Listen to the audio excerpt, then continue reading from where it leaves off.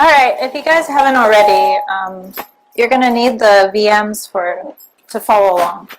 If you don't have enough time to follow along, it's all online. I passed out a couple of USB drives. What you want to do is at this website, you want to set up the fundamentals section 1 so that when we reach section 4, what does that mean? Okay. When we reach section 4, we can actually jump into the static analysis and dynamic analysis on the VMs. So as I go through the first couple sections, you guys can set that up, and then by the time we reach section 4, we'll get started. So if you haven't already, this is the website here, and the victim VM and the sniffer VM passwords are all there. If you have trouble logging into the Windows VM, you're going to have to say switch user and to the username victim. RE101 2017 is the password for both. Jesus.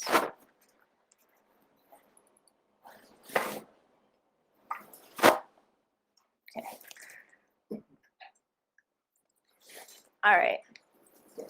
So why reverse engineering? How many of you need to do this for your job? Okay. How many of you are kind of looking at malware, SOC analysts? Okay. How many of you already know assembly language? A little bit? Okay, good. So why do we need to learn reverse engineering? It's basically taking things apart, figuring out how it works, and then putting them back together again or replicating it.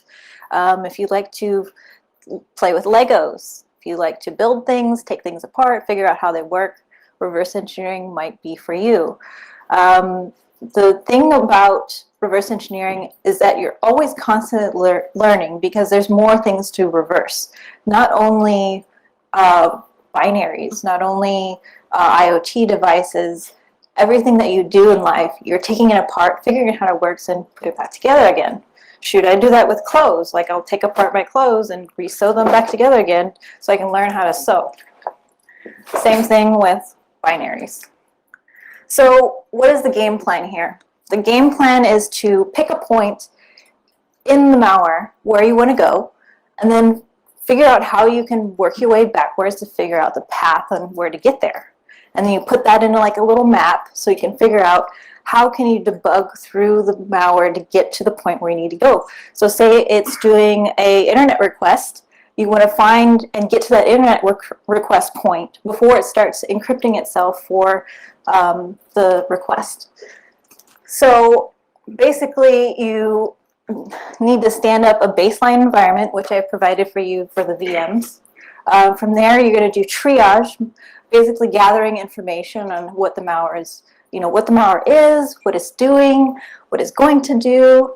And then static analysis is making your map, figuring out where to go before you start debugging. Because debugging should be the very last thing you should do because it takes so much time.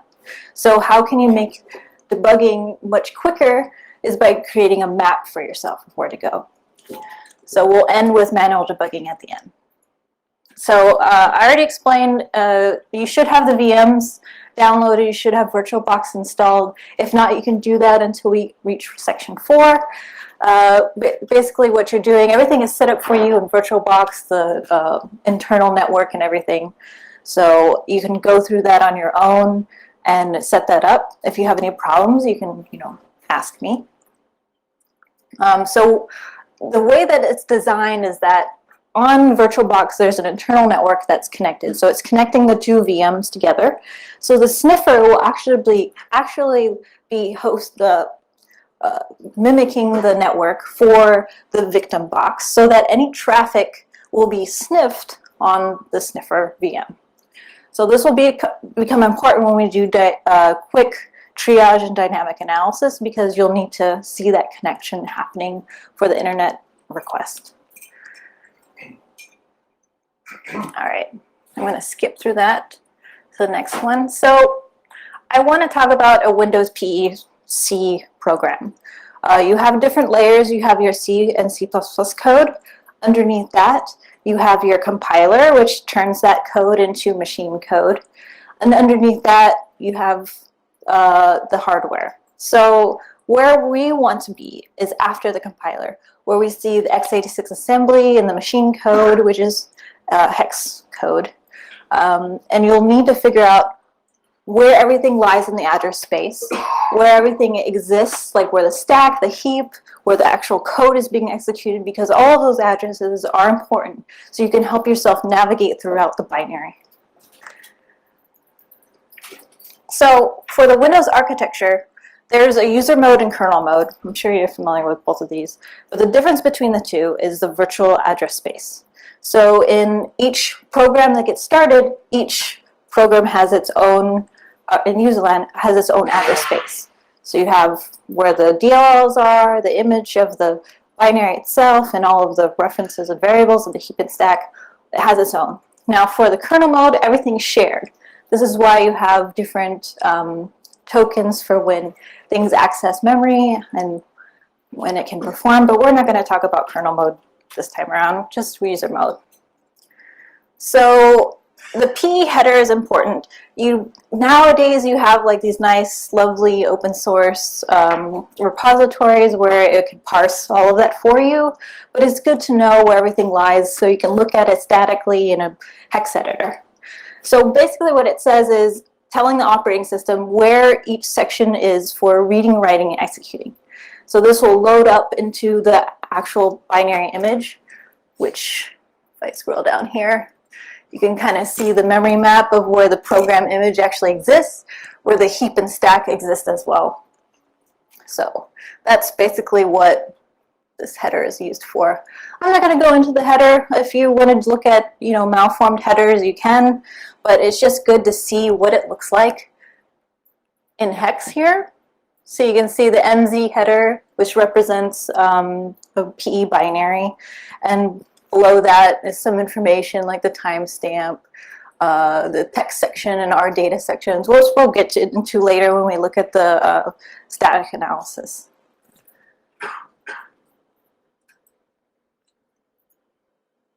All right, and as I explained before, in the user land, there's the memory layout, basically, where your stack and heap goes. You got to remember how the addresses are placed. So the stack grows up to lower addresses. So when it's allocating new memory for the stack, it's going to look kind of weird because it grows down to 0. And while the heap, it grows up for the addresses. For the program image, usually that always starts at this number here. It depends if it's doing any packed information, then maybe it'll start at a different address, but typically it'll start at this this hex number here, 400,000 in hex. And then we have kernel line on the bottom. So back to the stack. The stack frame is important because it allocates a new section of stack frame each time a function is called. And you're going to have to figure out where the saved EBP or the return address is going to go to, or the saved EBP of the stack, where the parameters are before the function is called, and then the local variables, which grow upward towards 0. So you see the -4 and then the +8. So when you see it in the debugger, and I'll show you exactly what I'm talking about, you'll see it just like that in the actual stack frame.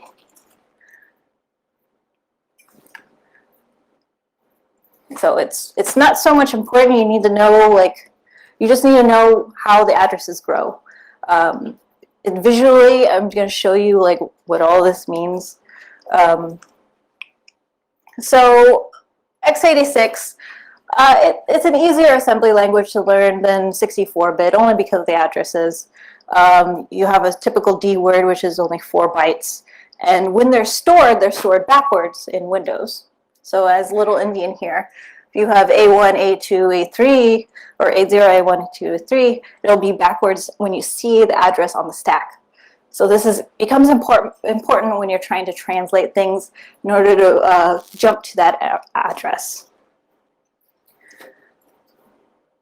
So there's important different types of opcodes or instructions you should know.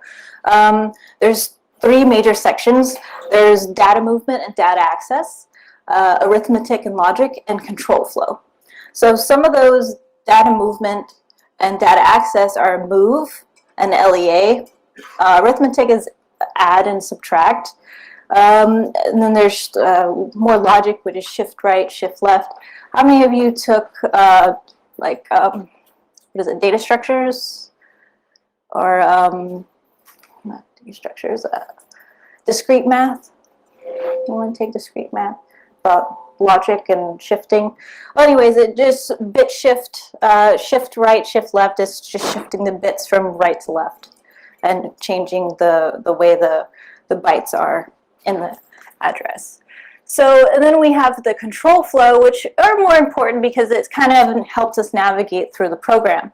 So these is jump if not equal to 0, jump if not equal to EAX, jump if not branch. You know, there's different assembly language jump calls here.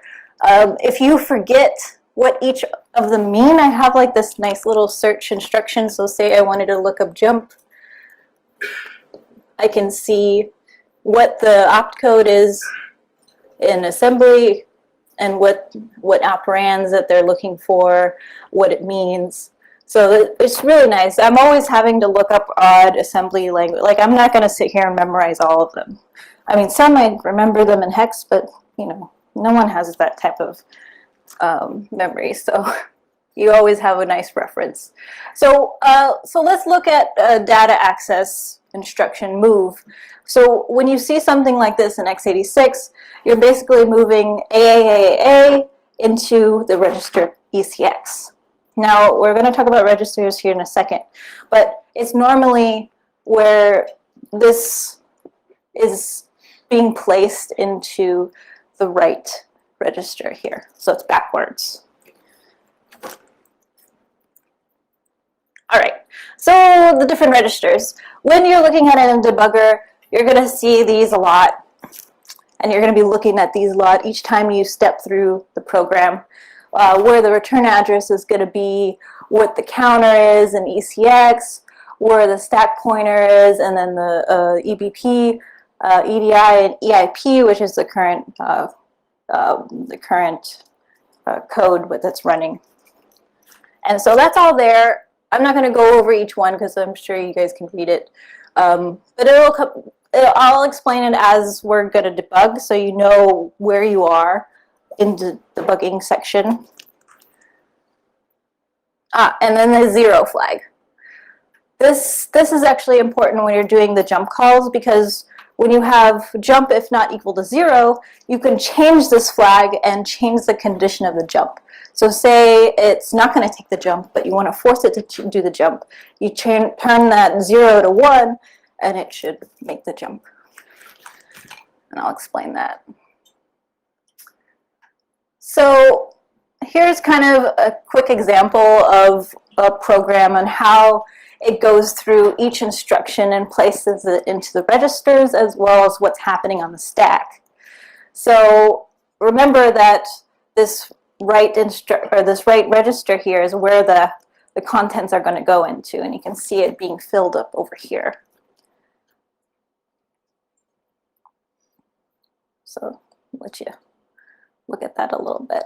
This is a simple hello world program. Typically before a call, it moves things onto the stack or EAX for it to execute the print call. And I'll explain that in the next little GIF here. So here is Open Reg Key XA. So if you notice, there's multiple different arguments to the function itself. These are backwards. So this is argument 1, argument 2, argument 3, argument 4, and 5. So when it's getting pushed, you can see here how it's being pushed. So argument 1, argument 2, argument 3, argument 4, 5. And this is typically how it works in Windows, how it works in x86. So it's important to know API calls, because you can look up that on Microsoft's database and see what the arguments are. And then as you're stepping through the function, or stepping through the call, you can see the arguments that are being pushed to the function itself. So I just wanted to make sure you know the concept of which order the arguments go in. That's it. Because it can be very confusing. All right. Now for local variables. Local variables are going to be moving backwards on the stack frame. Remember, it goes from higher to lower addresses. So when you create this EBP and with the size here, it's allocating this local variable space. And so that, where it says here, and this subtract that, so it's subtracting the stack frame going up, and it's pushing all the local variables on that newly allocated space going to lower addresses. So simple concept, subtracts to allocate space on the stack, pushes the variables on there.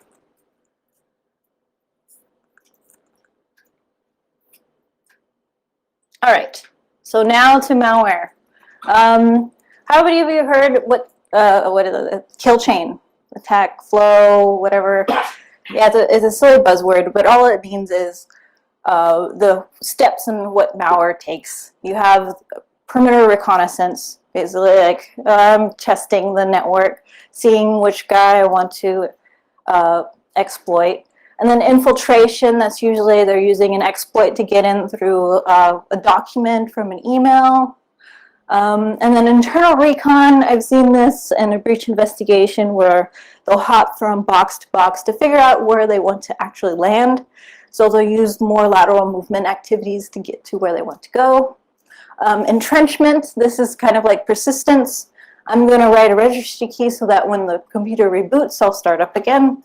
It's making sure that, you know, anything happens, it'll still be available for them to access.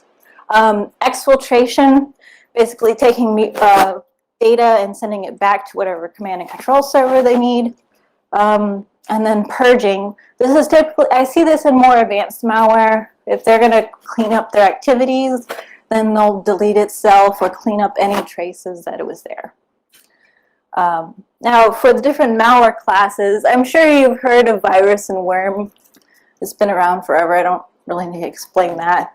But bots, you're familiar with the Mirai botnet. It's kind of like a network of different little programs that are meant to take in commands and do whatever the controller wants to do.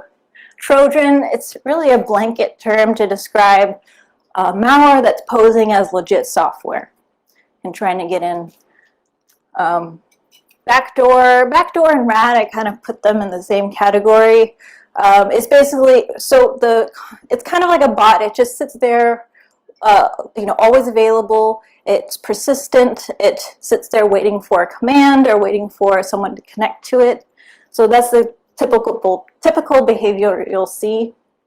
Info stealer, if you break that down to just what an info stealer is, it's just going to go after all your passwords. It's going to go after all the browsers and try to steal passwords there, probably hook onto some of their functions so it can scrape the memory, and send it out somewhere. So basic thing. Hack tool, have you heard of Mimikatz? It's a hack tool. Hoax. Hoax is kind of like that annoying, you know, what skitties create, these annoying little things to open up the CD drive tray or make it look like something else, even though it doesn't really do anything. Dropper, downloader. This is really, sometimes it's really hard to detect these things because all it does is download something from the internet and drop it onto the file system, plain as day. You know, there's a lot of other things that do that. Any type of peer-to-peer program downloads something, drops it to the file system. Nothing malicious other than that. Adware, it really should be called malware, but all it does is help gain revenue for the company that's using the adware. PUP and PUA, this is like stuff like browser, little bars, stuff that you really don't want to be installed without your permission. Even though it does it anyways and it's not malicious, it's just really annoying and shouldn't be installed without your knowledge. All right, so I don't look at malware in its, major categories. I look at the specific behaviors that they do. So what does this mean? Compression. So say it's a zip file. Maybe it's extracting itself out of itself and is compressed, or it's packed. Now, obfuscation, this means it's trying to make it harder for an AV to detect it. So it's jumbling up the code so you can't really make a signature on it. Persistence, as I explained before, maybe it's writing a registry key so that the next time it reboots. So a lot of malware use kind of like interchange all of these different techniques and help it do its complete attack flow.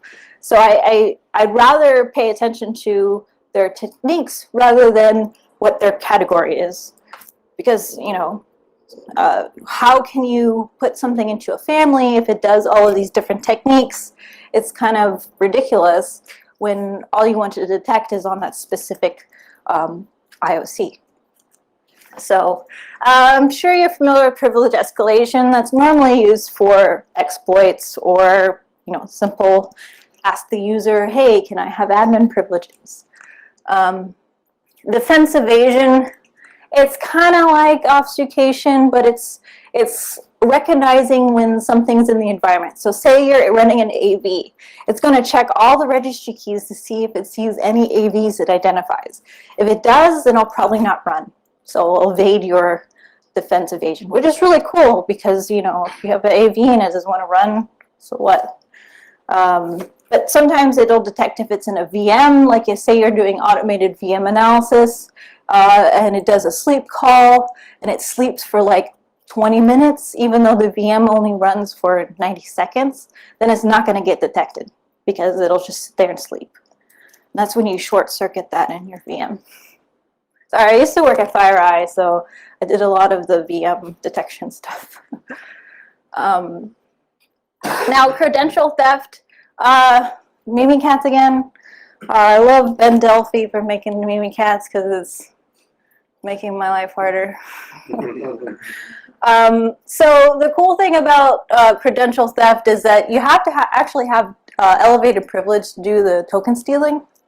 So from there, once you have the correct token to steal the credential, you can, access another program, so you can start scraping the memory of that program to steal the credentials. So that's, like I explained before, if info stealer, you can steal credentials by scraping the memory of a target program.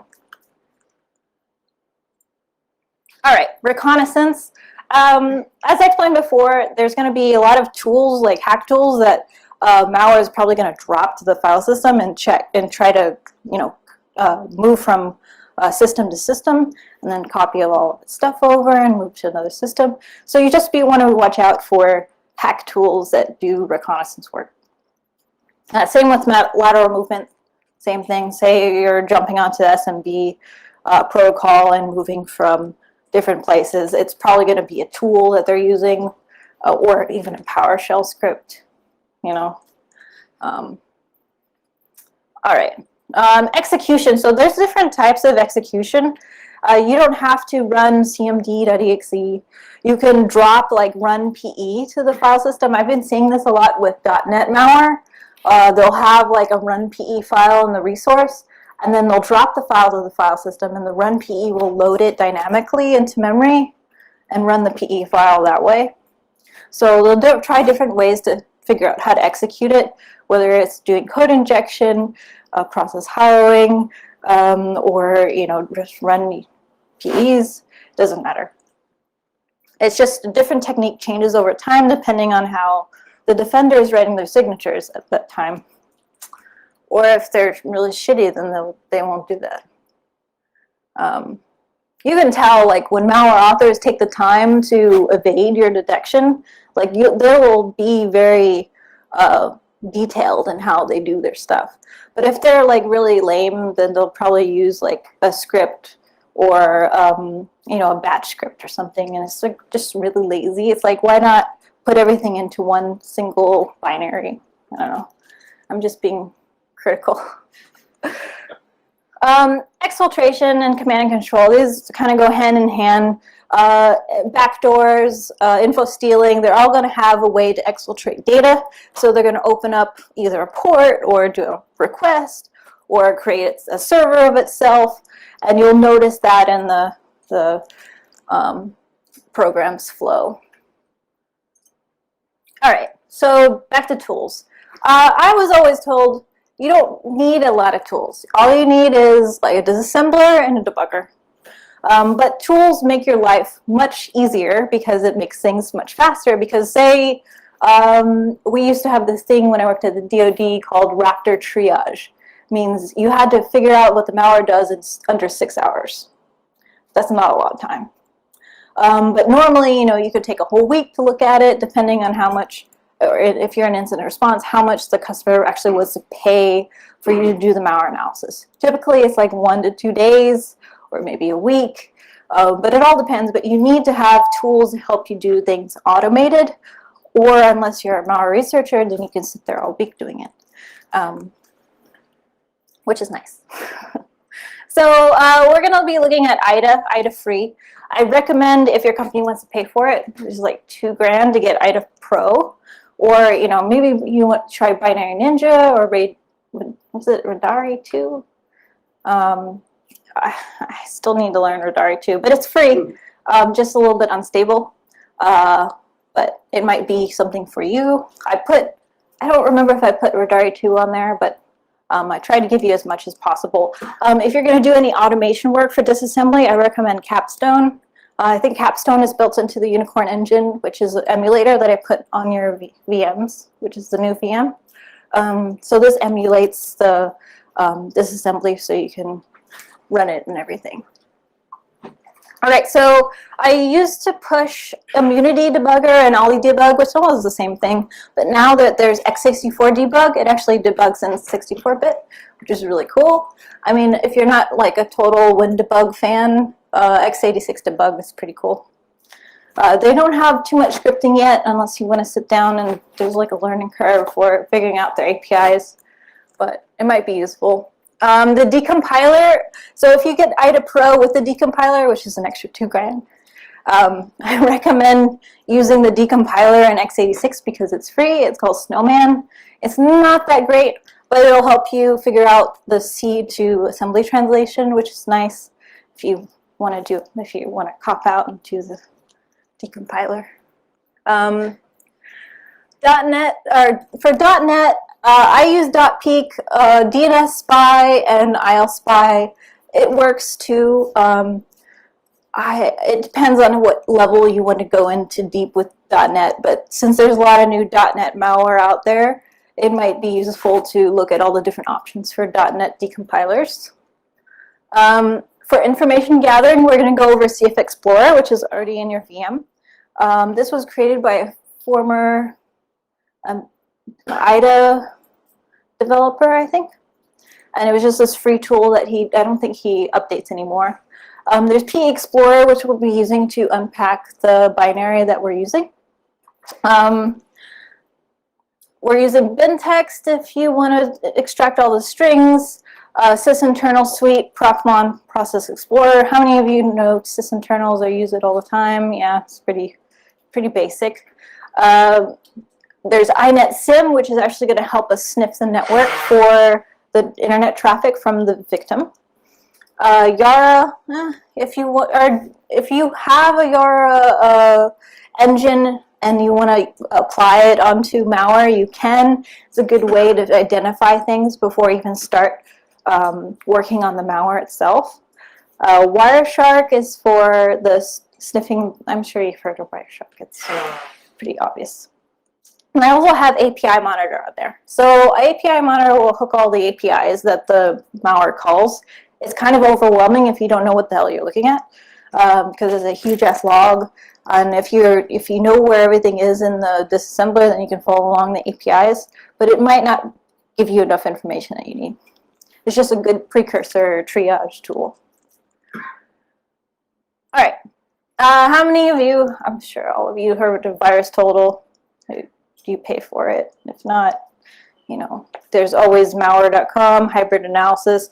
All of these places are just helpful websites for you to gain more information without actually running it ahead of time, since if you don't want to set up your VMs that quickly, if they're not on standby all the time, you know.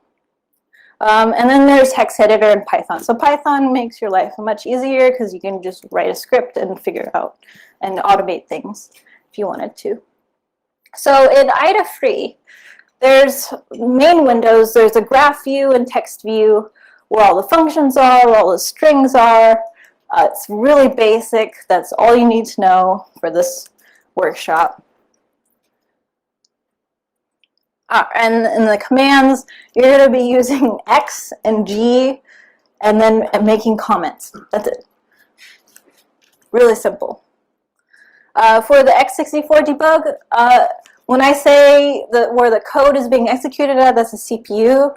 Where the register flag and flags are at, I'm going to point to this area. Where the stack is, you can see all the stack numbers going forward. And then the memory dump, you can right-click on any address here, and it'll dump to one of these dumps that you choose. All right, and so I'll talk about what, so if you want to automate, you know, make things much faster for you, you can choose the different F2, F7, F8, F9 buttons if you want to. This is why I use a Windows keyboard. Everyone was asking me, like, why do you have a Windows keyboard on a Mac? Because I hate having to use more than 2 keys to do all this stuff.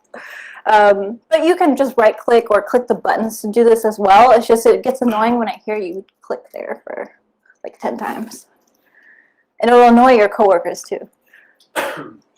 Especially if you have like a mechanical keyboard and you click, click, click, click. All right, and then CFF Explorer, we'll go over this in section 4.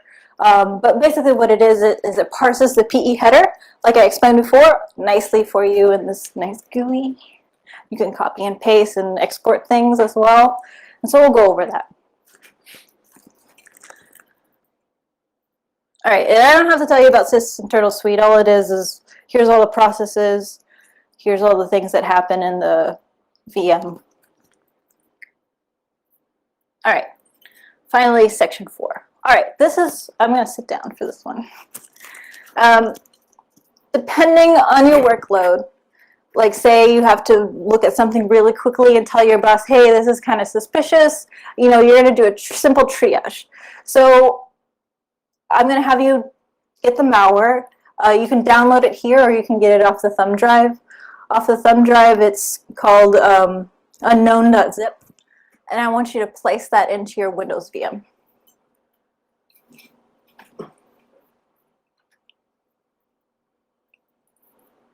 So if your Windows VM doesn't work, just reinstall the guest images so that you can copy it over.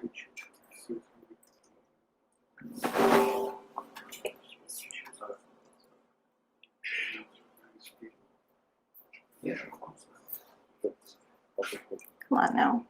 Sorry.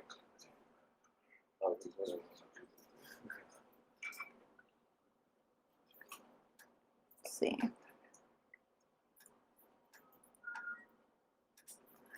And my VM's being lame.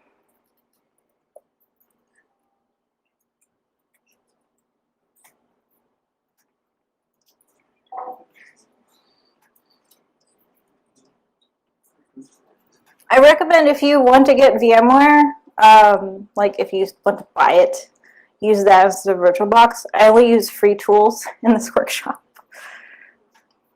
This VirtualBox is really ghetto, so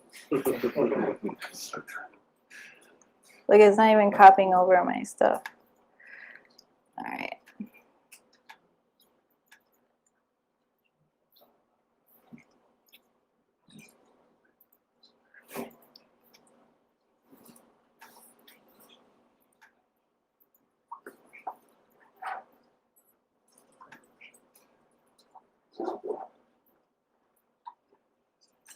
All right, but make sure you take a snapshot of your VM while it's like logged in, because you don't want to have that sucker restart or have to go back in there. You can always revert back to the image that you created or the snapshot you created.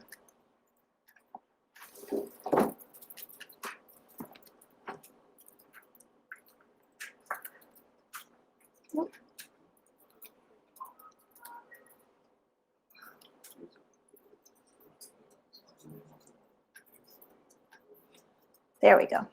Yeah, just do a reboot and then the stupid guest images will get it back on there. All right, so the password for the zip file is infected, which is an industry standard password.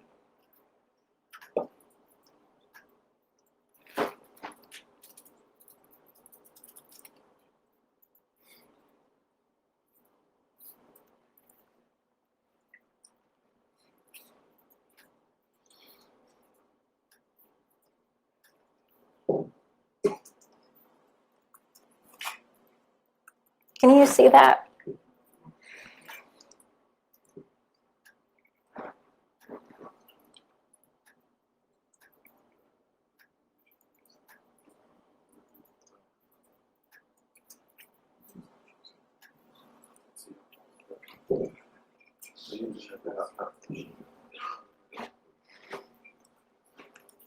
All right. So is anyone having trouble with the VMs? No? Yes? I was...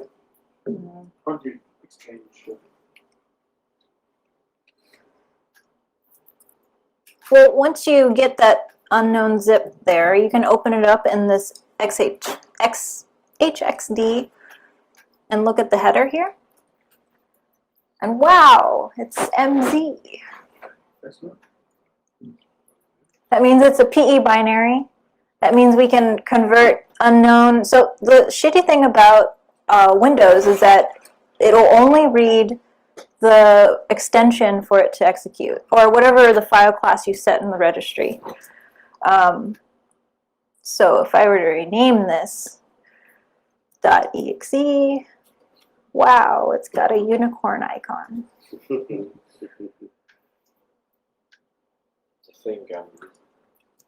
Oh, Rainbow Magic Game. I pretty much doubt that that's not a game.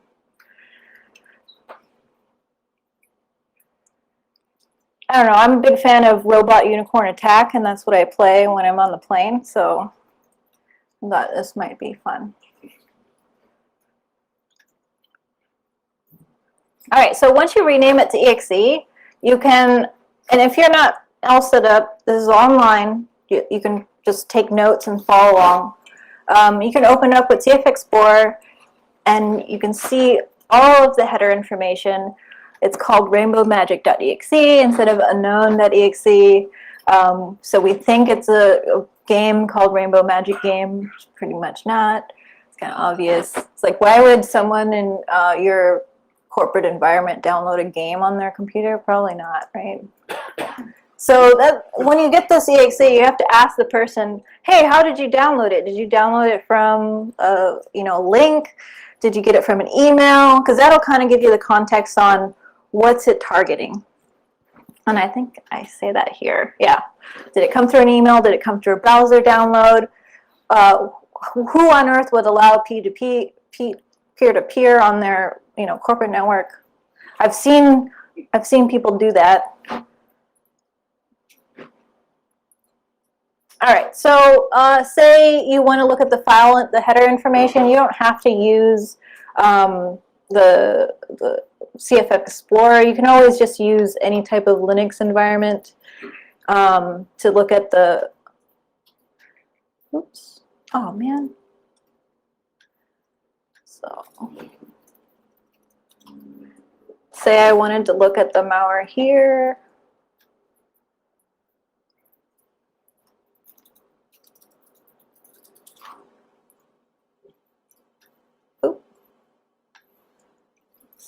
Can make it bigger. All right. So say I wanted to look at the unknown file. It's a PE executable, so I can turn it to exe if I wanted to. And you can do that on Linux. I installed a nice little bash thing on there if you wanted to. Is it? Did I do it? No. Okay. Maybe not on this VM. I have so many different malware analysis VMs. But if you go to the import directory down here, the imports will always tell you kind of what it's doing. So how many people recognize what shell32.dll is? It's pretty obvious. It's going to open a shell. WinInet.dll, what do you think it does? Have you used it before? Yep. It's going to do an internet request. User32, crypt32.dll. Can you make a guess? Yeah, pretty obvious, right? So it's going to do some type of encryption. It's going to do an internet request. The add-vappy32 usually means it's going to touch registry keys. If you were not used to seeing that, DLL. Kernel32, that's everywhere. It's just going to do, it's probably going to, access different modules if you do that. OLE, user32, that's always going to be there. But if you see crypt or shell or WinInet, it's pretty obvious on what they're going to use those for. So, when you're on VirusTotal and you look at the imports, you kind of read, oh, it's doing WinInet. Oh, it's going to do an internet, request. So you can triage it that way. So when you're looking at the malware, you want to look for those specific things. Where is it going to open a shell? Where is it going to do a registry key? Where is it going to do an internet request? And those will be your starting points and where you work yourself backwards to figure out what it does. So now we got that. If we go to the UPX utility, it says unpack here. So if you look at the header, you scroll down, oh, the NT header. No, there we go, optional header. So the address of entry point says UPX. Usually it'll say start, but this means it's UPX packed. I know it says UPX1 there, but it's actually UPX3. So what we'll do is open it up in PE Explorer, which is kind of like the same thing as CFF. It's just you got to pay for it. But there should be a trial version here, and there's like 1 day left. Yeah, sorry, I made this like 30 days ago. It'll unpack it for you very nicely. If you look at the logs here, it says it'll go through all the different unpackers that it has. So you can see, oh, it's UPX unpacking, and it automatically has the file ready for you to go and puts in all of the import offsets for you. So you can go ahead and save that file and name it as unknown unpacked. So when you're looking at malware in VirusTotal, sometimes malware analysts will have the unpacked version in there for you. So it won't be the original MD5 hash, it'll be the unpacked version inside, which is nice, but sometimes it may not work if they unpack it for you. They don't do it right, which is PE Explorer unpacks UPX files correctly. Cool. All right, so what we want to do is get simple strings, a simple search. Obviously, we're not going to find anything on the Rainbow Magic game, but if you want to look at what it is on VirusTotal, people already uploaded my malware here. It's not really malware, but yeah. So I'm going to upload my file here. I have a lot of folders.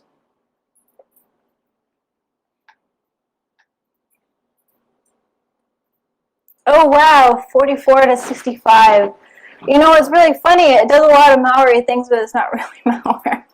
But one of the things is it's not signed, so that's a big indicator. Usually legit software will have a signer if it's not stolen, but most of the time if it's legit, it'll be signed. So it's a really big indicator. So we're not even getting into the malware, we're just looking at it, looking at the different info before we even start. So now that brings us to lab 1, where we're actually going to do a quick dynamic analysis. So let's start up both VMs. You should have iNet already running on the, so if I do ps/ef grep iNet sim. Oh, if it's not running service iNet sim, restart it.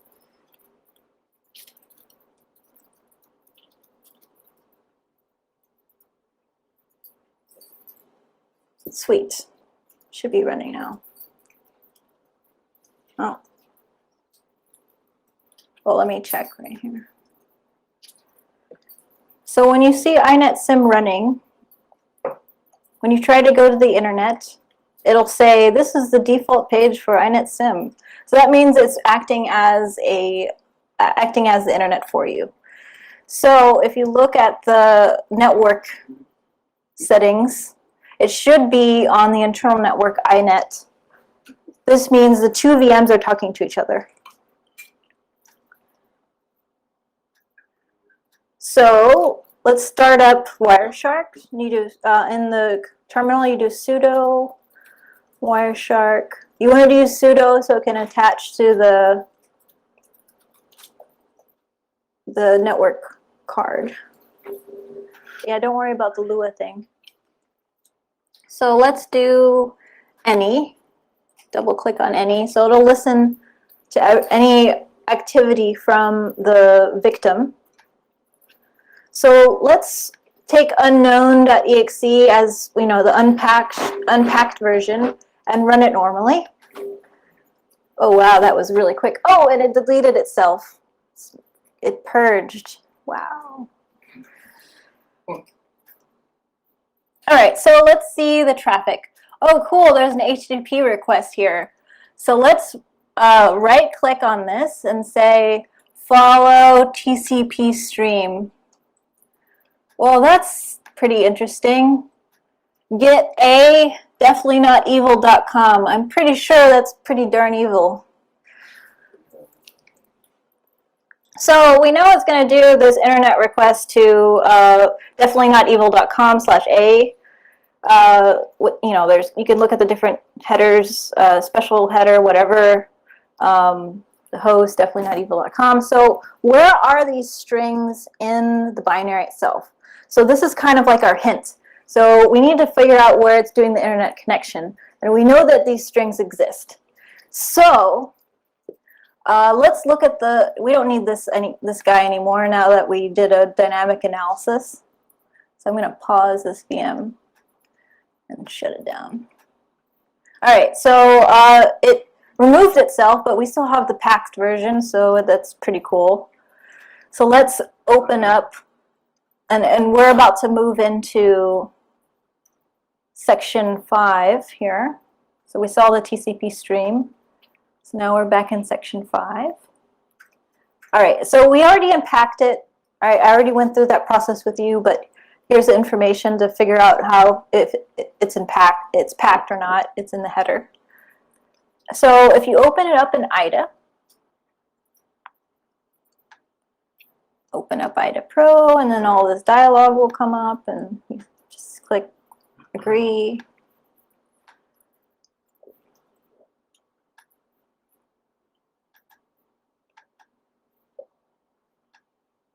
Sweet. And then it'll sit there and do all this processing. So you just sit there and wait, look at Twitter for a second.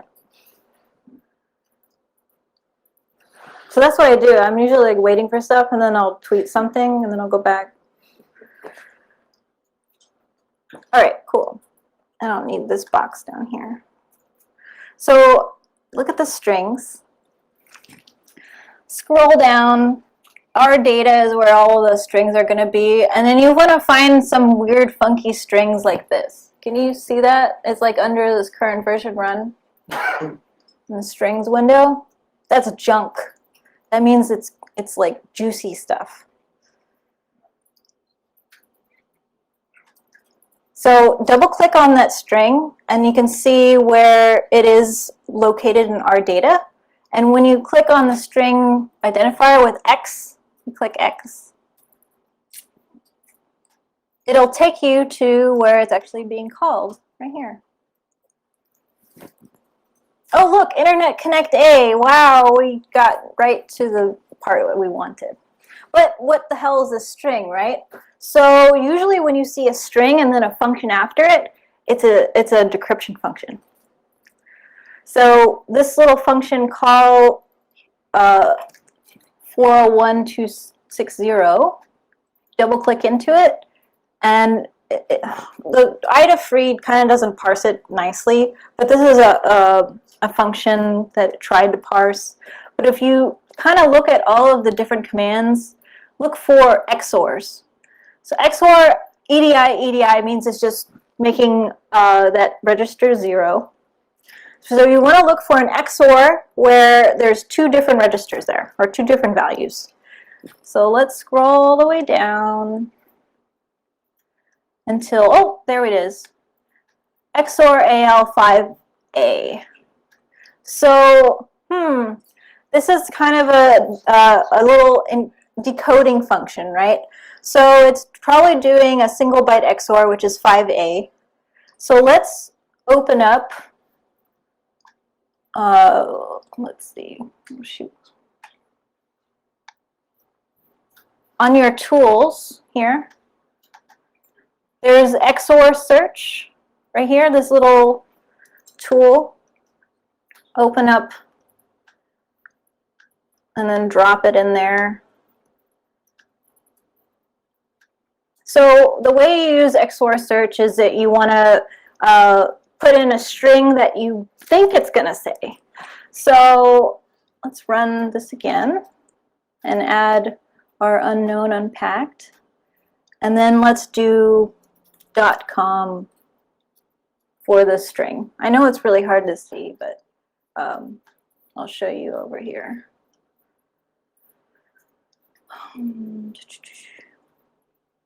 There we go. So you do XOR search, the path of the exe, and then a test string. So I'm using .com instead.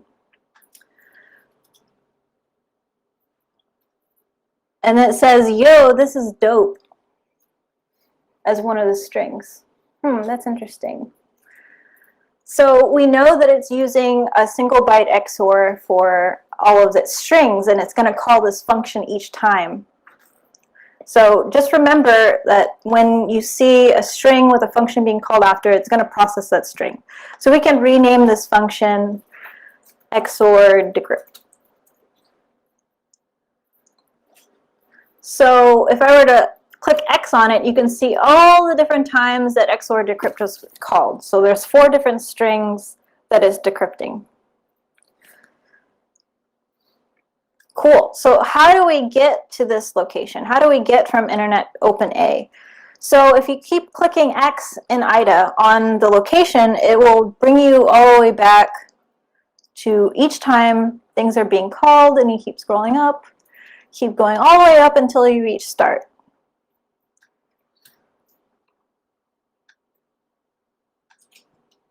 Okay, cool. Now we're in the start function.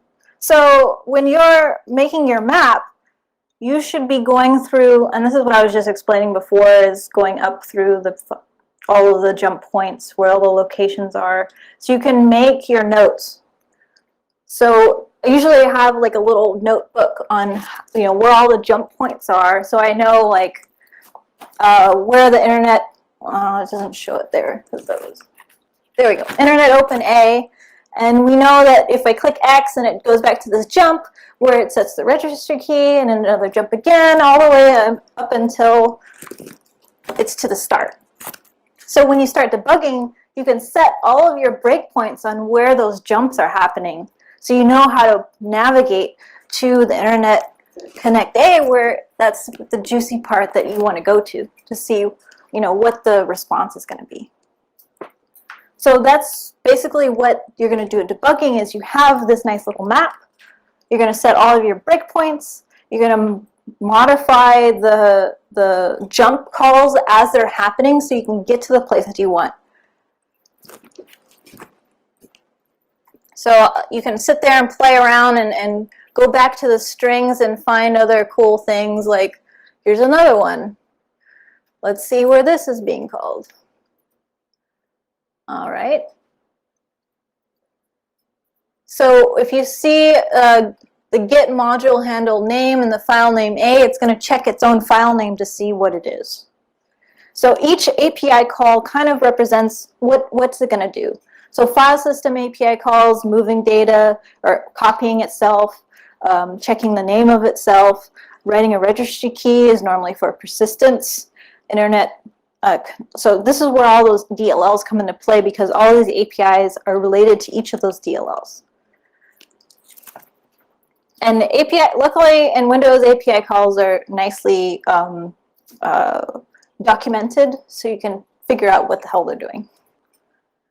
So now that we got kind of a path on where to go, when we start debugging, we'll know where to go. So finally to section 6. How many of you know what Hacker Man is? You've seen that silly movie? All right, so we're going to open up the disassembler, or I mean the debugger. So we'll keep IDA open. Normally I'll have IDA on a different VM, because if I have to restart, it'll be there. But since we only have one VM, we'll just have them both open at the same time. So we can open up X32 debug, because it's a 32-bit. Open up unknown unpacked.exe. So in this debugger, if you click the run or F9, it'll run to the very start of the program. So what we'll need to do now is rebase IDA. So what does that mean? In IDA, everything starts off at that 400,000 like offset in hex. So what you need to do is make sure that whatever this is in the debugger is the same address space, so you can follow along. So if we go to the memory map and we look for unknown unpack.exe, we can see this is the location and where it's loaded into memory. So if I were to follow this into the dump, I can see the MZ header there, where the address, the program image is in memory. So I'm going to copy this address here. You can figure out all the shorthands, but I'm going to show you the hard way. So I go to edit in IDA, I'm going to edit segments, rebase program. So in this IDA free, it doesn't do like the nice fancy rebasing that IDA Pro does, but you see that it has an offset of 1000 here. So whatever this address is here in the debugger, you just add the 1000 to that.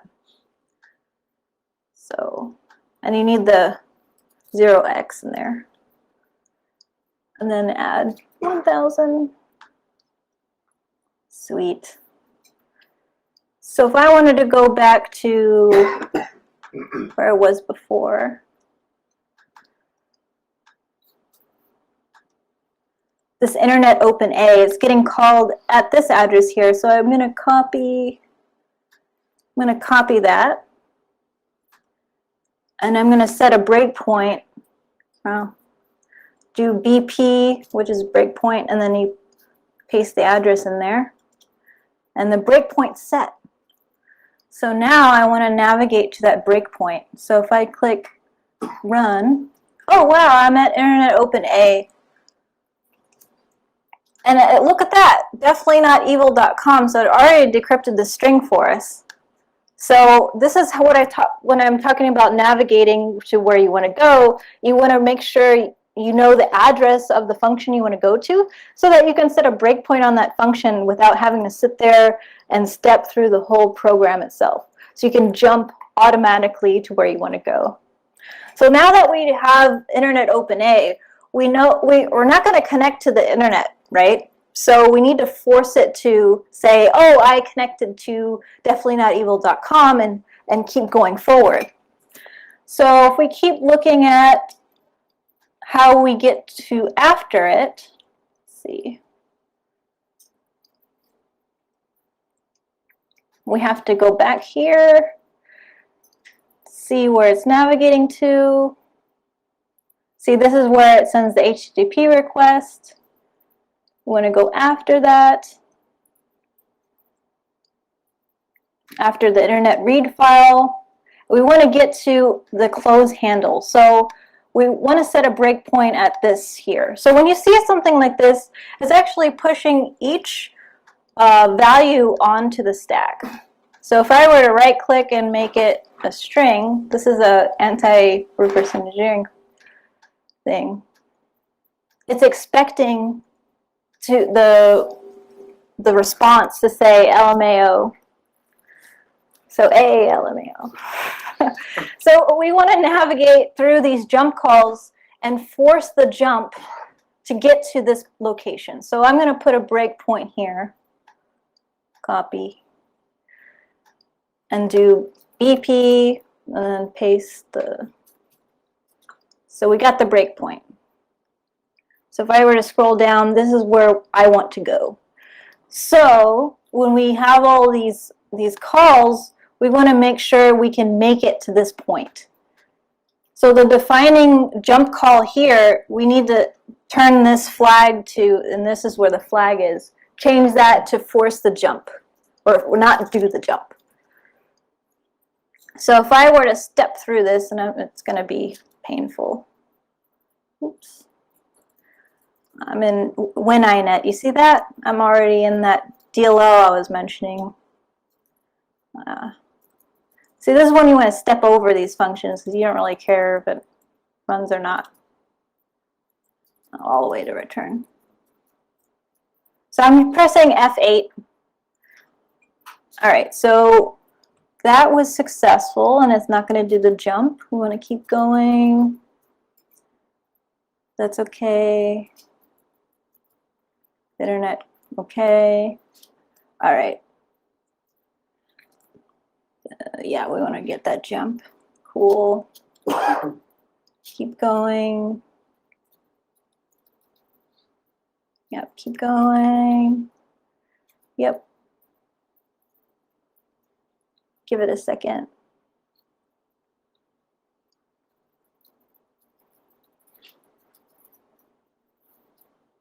Oh. There we go. There, okay. WinINet, keep going. And I really should have. So if you get sick of doing that, let's see. Internet read file. Let's just jump to this call. Copy. Put a breakpoint there. That way you can skip through it. There we go.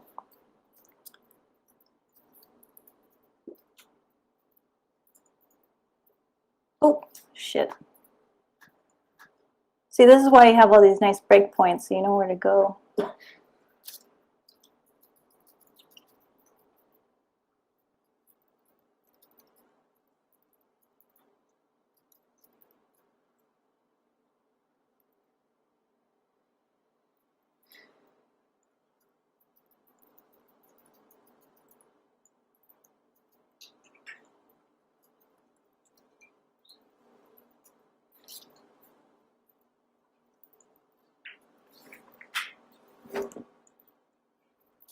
There we go.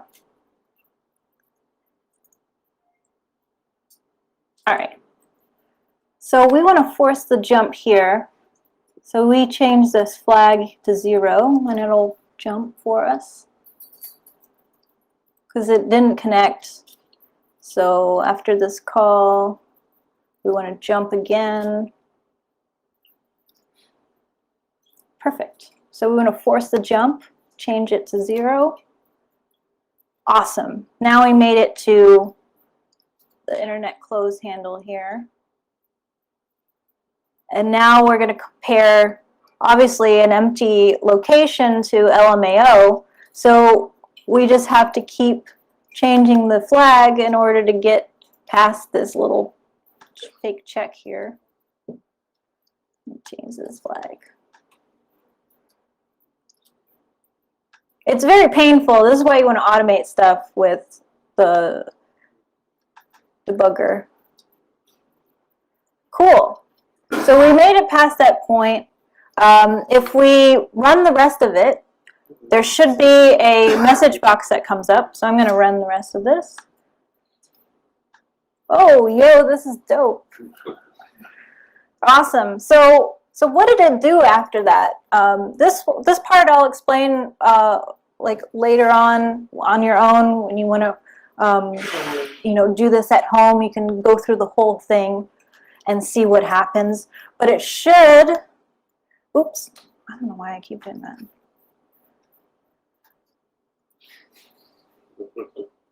It should get you to this point. So if you successfully debug through the program, it will open up this icon from the resources, and you'll see that when you fully map out the program on where it's calling these API calls to open up the resource, drop this image to the disk, and I think the image should be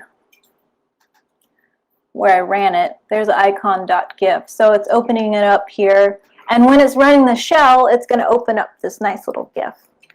So if you go to this location, congratulations, you know how to reverse engineer. So, and that's the point I wanted to get across, is you need to make your map on where you want to go, and use the tools that you have for making a breakpoint, running to that breakpoint, knowing when to change the flag on the jump call so you can get to the location that you want. And you can modify anything in the stack, anything in the memory, so that you can force it to run properly. So it's like patching it in real time.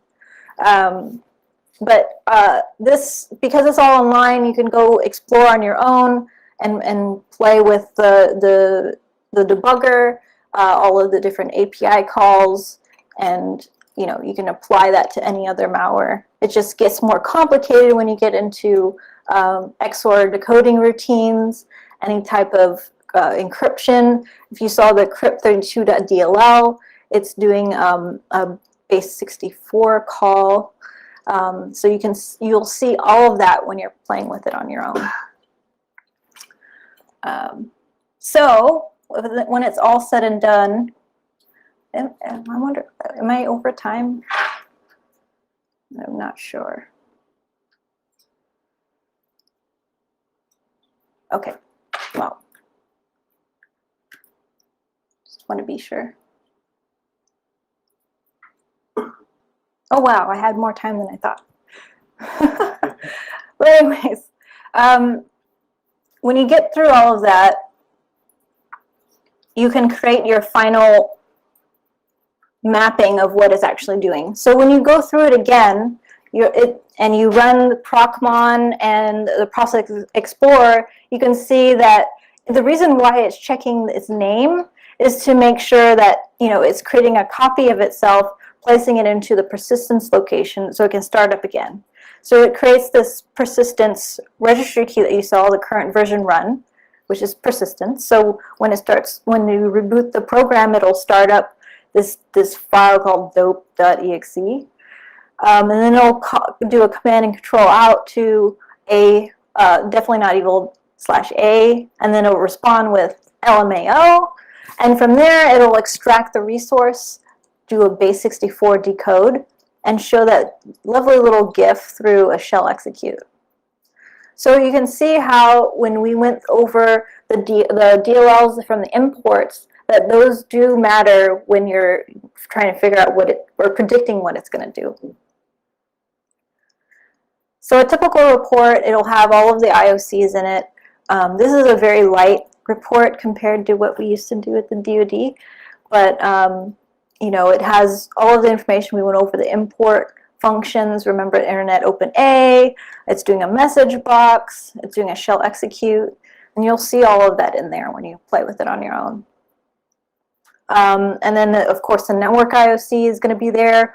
Why do you need the network IOC? Because you need to tell your SOC guys to shut that down. Why do you need the file system and registry keys? Because you need to revert all of that if you don't have like a nice image for you to revert your desktop back to. You have to go in there and change the registry key back so that the malware doesn't use it again. And that's how you do your remediation. All of these things matter to the person doing the remediation. Or if you're writing a network signature or a malware signature, you're using all of these different IOCs to create that signature. So reverse engineering is just, yeah, you can recreate it, but it's really meant for you to gain information so you can clean up what's happened. Have any questions? Normally when I teach this, I always run out of time, so I really blew by with you guys. Yeah. So just to kind of recap the whole process. So basically, you're starting by looking at the imports of the PE and kind of basing your triage around that. Is that the kind of way that you approach things? So Yeah. Yeah. Okay. So, well, like, say if I go to Virus Total and I look at the detail, wow, they really changed the UI on this. You can see it already has the UPX packer, but we saw that it was in the header. So we don't need these programs like, or these nice online tools like this. You can do this all on the VM itself. Right. Or you can automate things with Python scripts. And that's what I wanted to go into. Say you want to replicate some of the things in the VM itself. I put this lovely little script on here. Let me open the VM again. It's really tiny. So the unicorn engine, I really like to talk about it because it's a unicorn. It's basically a QEMU emulation of a CPU. So you can run x86, ARM, whatever, quit without saving. And I have it here under unicorn, under the tilde. So I want to run okay. So if you connected your host file, and I run this file here, Python/desktop. And I put this on your thumb drive. It's not online at all.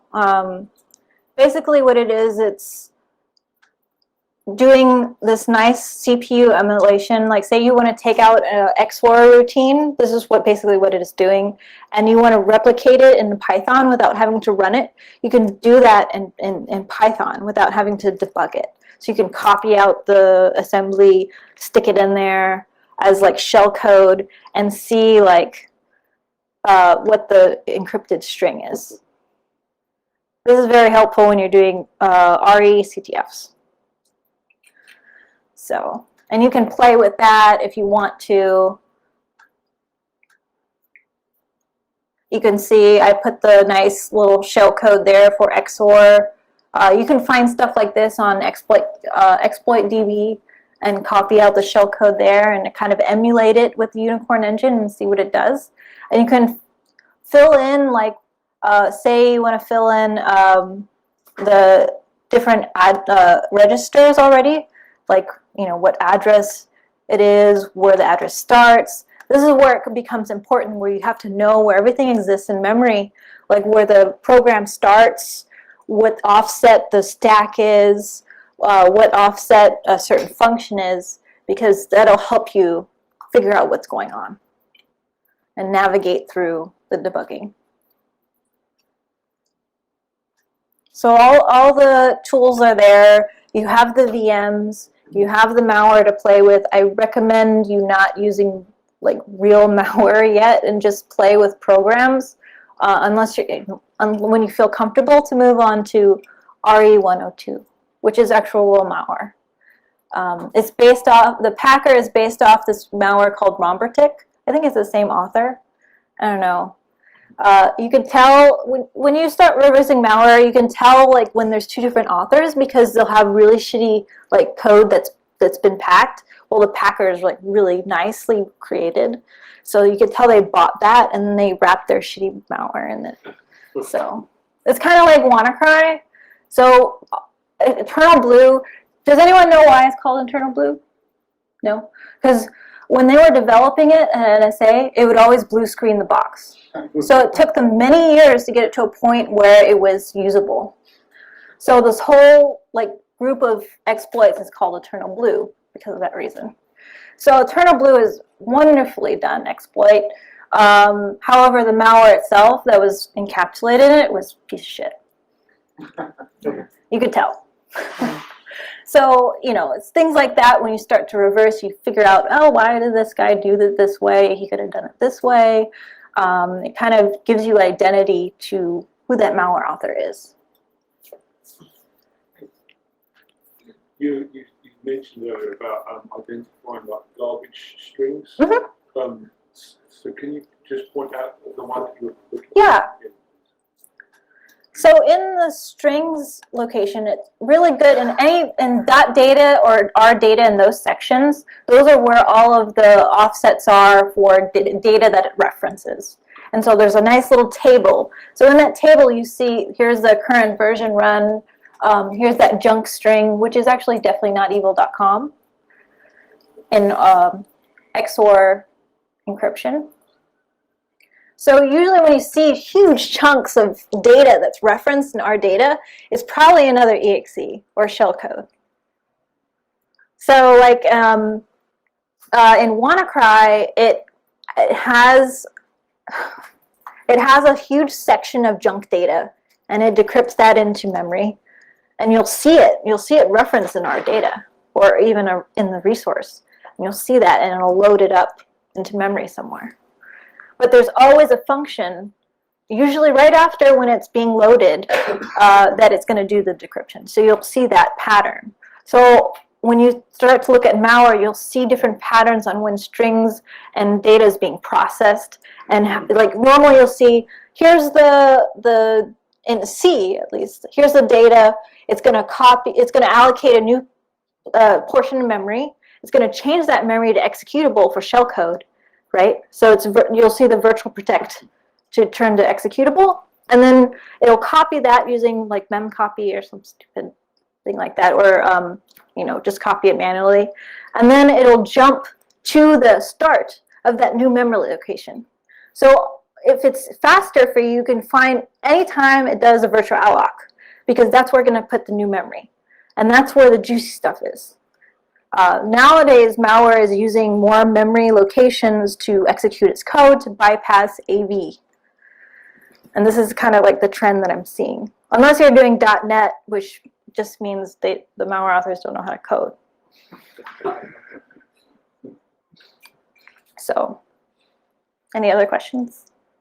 A lot of this time is for you to ask questions. I didn't realize I had so much time.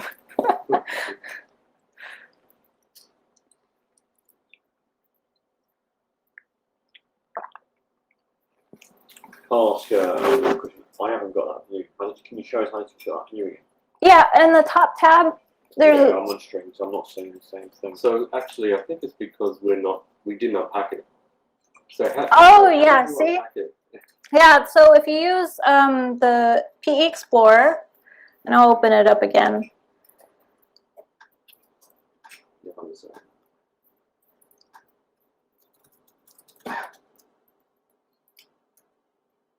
Here's the unknown.exe. I'll rename it. If I open it up with PE Explorer, it automatically unpacks it for you. You just have to save it as unpacked. So right here. So if you were to do it through CFF Explorer and unpack it that way, it's not going to do all of the import locations correctly. So what it does is that it rebuilds the import address table for all of the DLLs it's going to call. So the whole thing with packing is it'll have all of the imports already there, but the code is just compressed itself.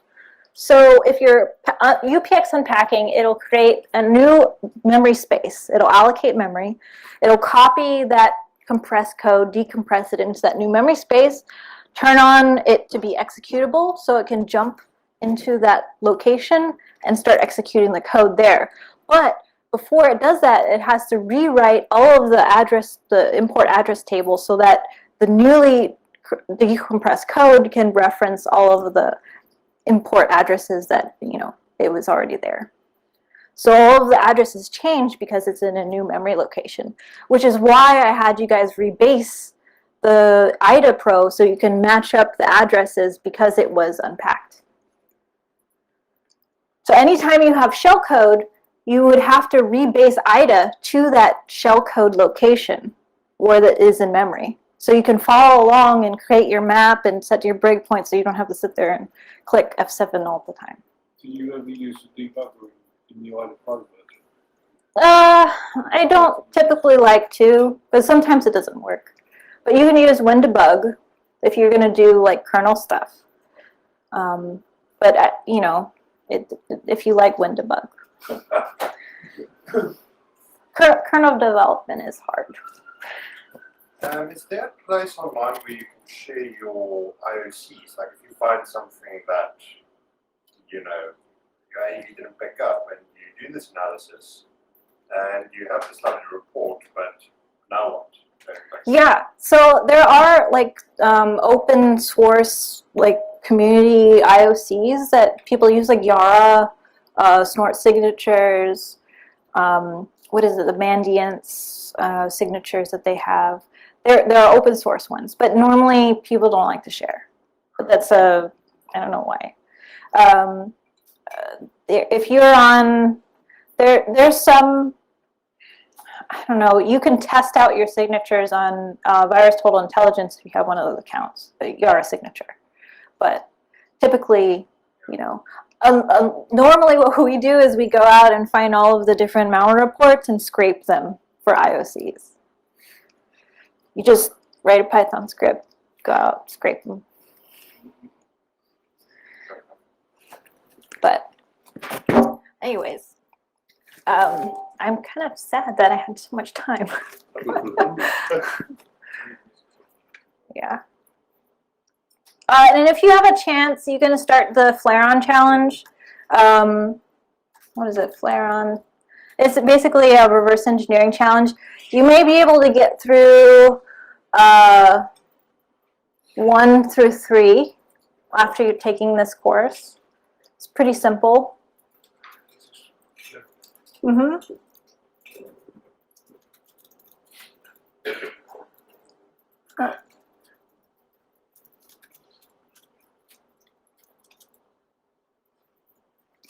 It's basically a reverse engineering CTF, which is really fun. It's just a bunch of puzzles, not real malware.